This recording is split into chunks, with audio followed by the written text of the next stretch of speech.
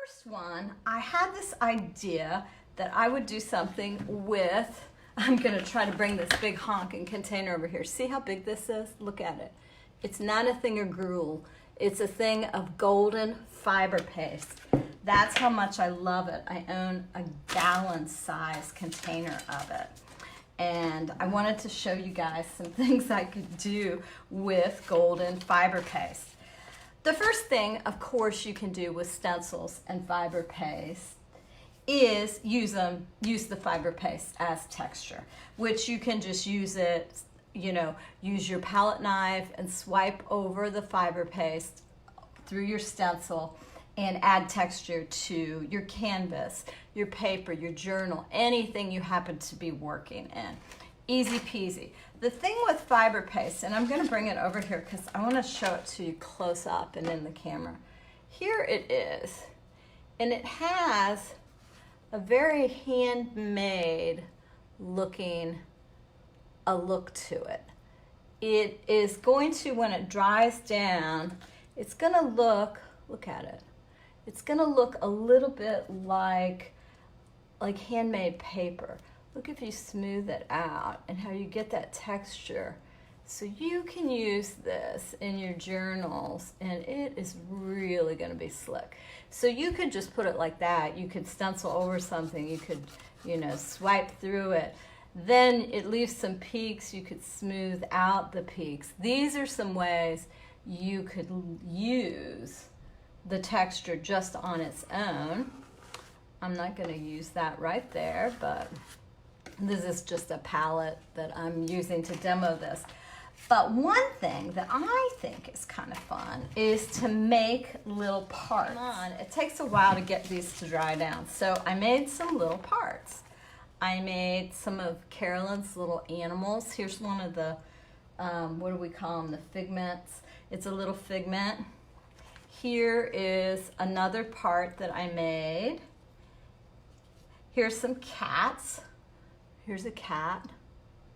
Isn't it cute? And here's a cat also. And then this one, I haven't taken off of the backing yet. I just spread some of it flat because you can, now see, it's a little wet still. It takes a crazy amount of time for it to dry. I'm gonna leave it there. The way I can feel it still dry is it's a little cold to the touch. So let me not get ahead of myself and I'll show you how we do this, okay? First thing you're gonna need is some piece of plastic. This is a polypropylene, it's just a sleeve. I think it's called poly something. You need that really thick plastic like you would use if you were making a paint skin. So if you have any of these are sleeves I just got at the Teacher Recycle Center. You can use a Ziploc bag is the easiest thing to use and just slit it open so you can use two sides. Like I'll slit this guy open because, even though it was basically free, of course I got to get my bang for the buck and, I'll slit it open here like this. So I've got two sides and, anyway, so I'm going to lay it down on top of this gray so you can see a little bit what I'm doing. So I've got my sleeve laying on top of my gray palette, and I'm going to put the cat stencil over top, or I could use the figments. Now here's the thing to remember. If you're going to cover a whole sheet with these, kind of do them all at once, because here's what I did. I wanted to use this guy right here, so I used him.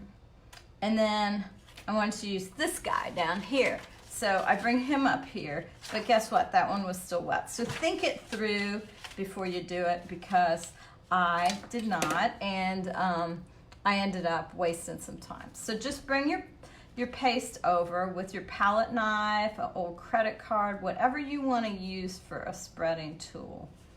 Now when you get to the feet, start at the feet and come towards the body, okay?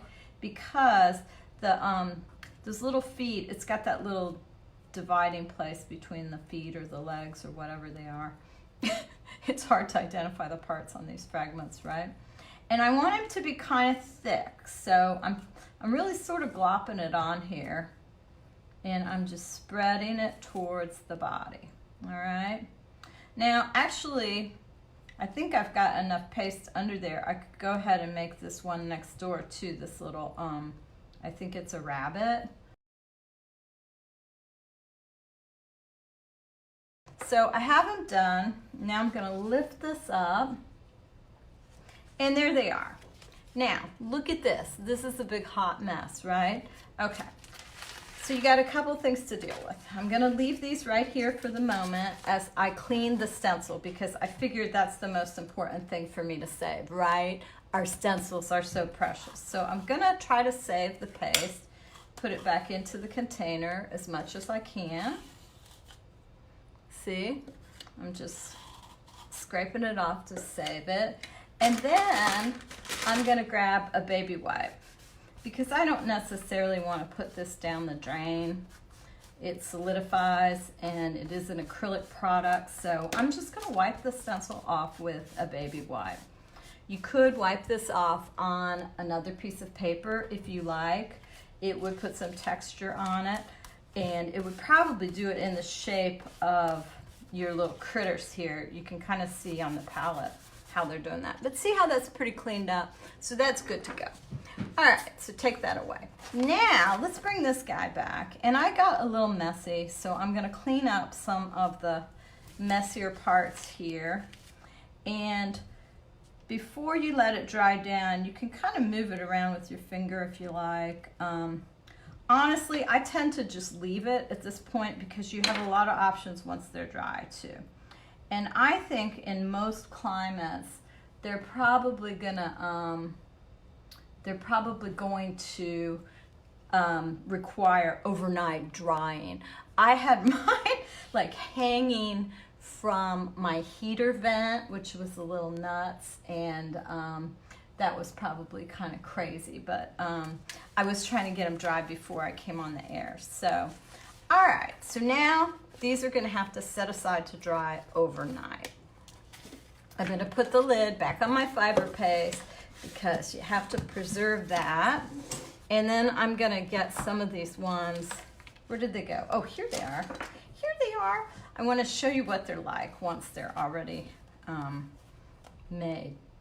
Okay, so this cat, for instance, is, you can see that this was the flat side, which was against the plastic. And see how pliable he is, this little cat? And there's a little edge there that I'm gonna just trim off this little edge and clean him up a little bit. You could sand this if you felt like you had too many little peaks or pointy parts on it. I think since it's kind of textured, it's actually gonna look pretty cool. We're talking about golden fiber paste today. It gives the look of almost a handmade paper, and you can paint it, stain it, do really tons of different things with it. I thought I might paint it, but just trimming around that, I think made this guy look way better. Hey, Jill. And then this one has a little bit of, because I'm making them so thick, sometimes you get like this, almost this little wall around it, and I just trim that part up because it's easier to go back in and trim it later. Now there's a little peak. I don't think you're gonna see this on the head. There's a little peak right there, but I'm gonna get one of these little tiny sanding blocks like they use for, you know, manicures and stuff. Yeah, and that just knocked that off. And I can knock the high points off of his beak or his snout. I don't know, since these are imaginary figments of your imagination, I don't know what these critters are supposed to be, but I have loved these stencils ever since Carolyn designed them. I just adore them. I have made little washi people out of them, and I have them walking around my office because you get this kind of robust little, you know, pliable thing. I bet you could stitch through this and everything. I mean, the only thing you're going to want to do is if you start to make some of these, you're going to need to figure out a little way to store them, because if they get warm, they might tend to stick to one another. So I tend to just store them on the plastic sheets and pile them up. And then if I'm going to use them for something, I'll just kind of go through. You could actually use the plastic sheet, you know, and store them inside it. Just slide them in there too. I thought I'd use some of these Dina Wakley paints to paint some of them. I thought they'd be so cute. Anyway, so I gotta make a birthday card for somebody really special. It's not John. But anyway, I thought I would use these and probably the critters. I'm gonna grab some smaller paint brushes here. I forgot to get them out. Silly me. And it would be easier to paint these little guys if I had some smaller brushes at hand. So I'll get some smaller brushes. And let's just start with a cat because that's gonna be super easy. And it's Halloween, so it might just be a black cat, right? But see, these are acrylics. So any kind of acrylic paint, you know, it takes the paint great. And I mean, look at this, how easy it is to paint it. And you can go around and paint your edges and everything. I have made these before where I will take some fabric and make them like little scarves, and I'll put a little scarf around. But so you can decorate them and embellish them. I think that they're just cute, they're unexpected, and it's something that you don't really anticipate that you can use stencils for three-dimensional objects, but guess what? You can. Yes, you can see the texture, and that's kind of nice, particularly when you're doing these little animals. And I think I could go back in, and I will go back in and embellish this cat with some additional colors.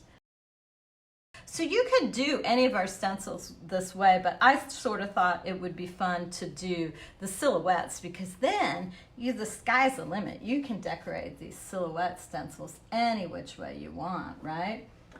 So, so then this guy, let me get my water.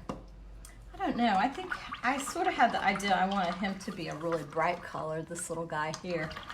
I don't know, he needs a name. Look at his little feet, it's cute, right? Do you think he needs to be peacock? I bet he does for a background. And then I can put clothes on him and just paint all the different layers any which way I want. So it's just fun, fun, fun. You know, sometimes, you know, you're so serious. We are often so serious about our art, but it is fun to simply play, right?